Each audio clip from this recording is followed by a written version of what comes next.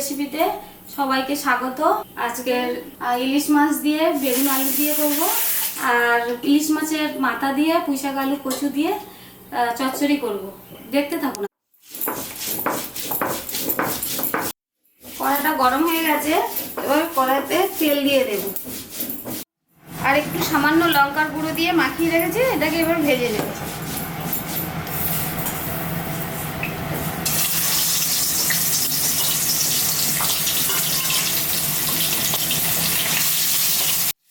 মাছটা এক পিঠ ভাজা হয়ে গেছে, আর এক পিঠ উল্টে দিলাম। এটা একটু গরম হয়ে গেছে কড়া, এর মধ্যে তেল দিয়ে দেবো। ইলিশ মাছের মাথাটা তেলে চচ্চড়ি করবো। একেবারেই চাপিয়ে দেবো।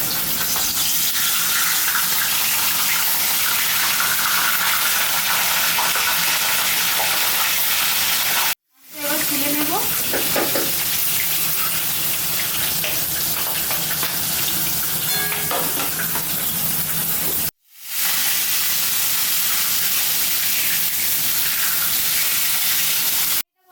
এর মধ্যে পাঁচফোড়ন আর তেজপাতা আর শুকনো লঙ্কা ফোড়ন আছে, এটা ফোড়ন দিয়ে দেবো, একবারেই চাপিয়ে দেবো।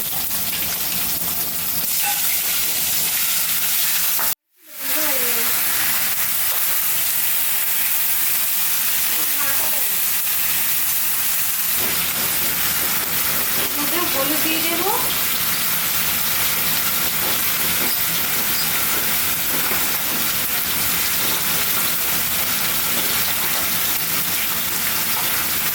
লবণ দেবো,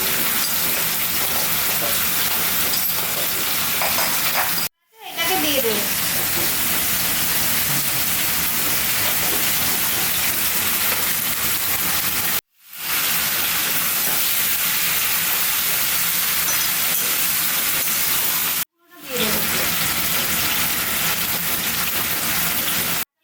দিয়েছি, সামান্য একটু গুঁড়ো লঙ্কা দিয়ে দেবো।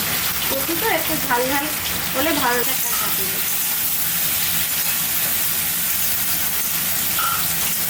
হয়ে গেছে, রসুনের গন্ধটা চলে, কাঁচা গন্ধটা চলে গেছে। এবার ওর মধ্যে পুঁই শাকগুলো দিয়ে দেবো।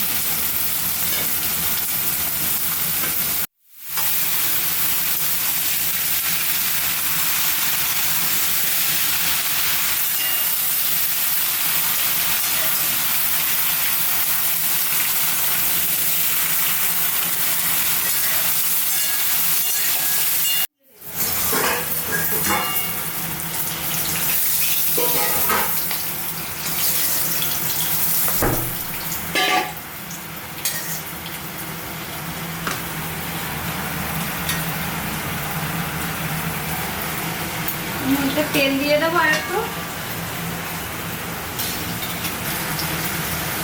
শুকনো লঙ্কা ফোড়ন, তেজপাতা,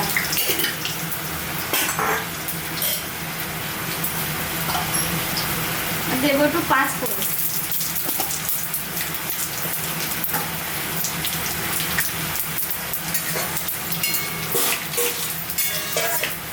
ফোড়নটা হয়ে গেছে, এর মধ্যে আলু দিয়ে দেবো।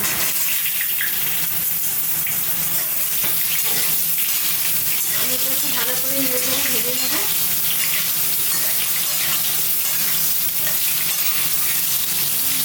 জল দেবো, পুঁইশাক ডাঁটাটা আছে সিদ্ধ হওয়ার জন্য একটু জল দিয়ে দিলাম অল্প করে।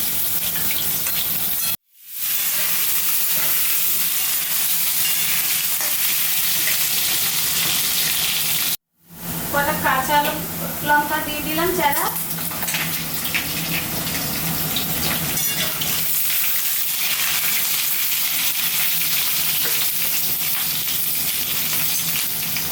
পরিমাণ মতো হলুদ,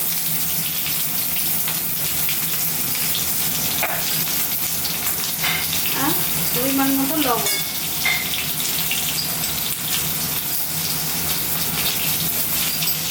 এর মধ্যে শুকনো লঙ্কা, জিরে, মরিচ আর একটু সামান্য পোস্ত, সাদা সর্ষে সামান্য, এটাকে দিয়ে দিলাম।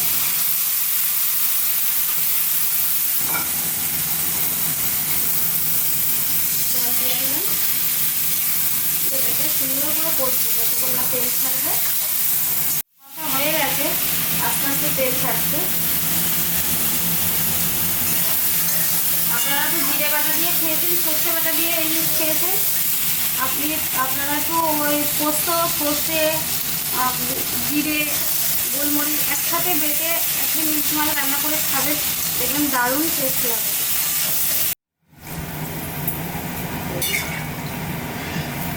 খুব বেশি ঝোল করবো না, মিডিয়াম করবো। 5 মিনিটের জন্য একটু ঢাকা দিয়ে দিলাম। দেব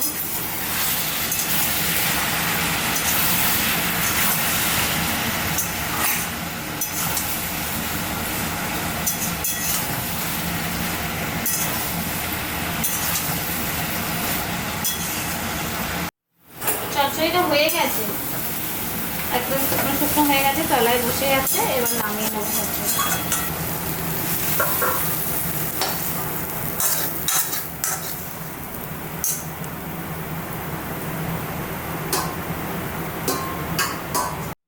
তরকারিতে ঢাকনাটা খুলে দেখি আলুটা সিদ্ধ হয়েছে কিনা।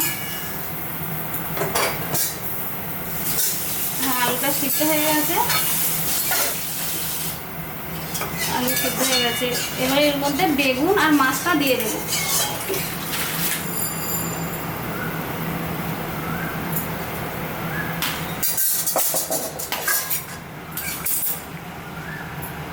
তরকারিটা হয়ে গেছে, একটু ঝোল রাখলাম, পাতলা ঝোল হয়ে গেছে, বন্ধ করে দিলাম।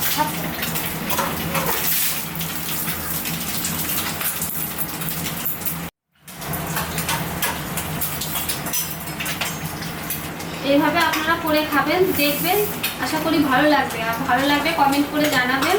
তো ভিডিওটা খাওয়া দেখাতে পারছি না আজকে, তো ভিডিওটা এখানেই শেষ করলাম, বেশি বড় করব না। আবার দেখা হচ্ছে আগামী পর্বে। টাটা।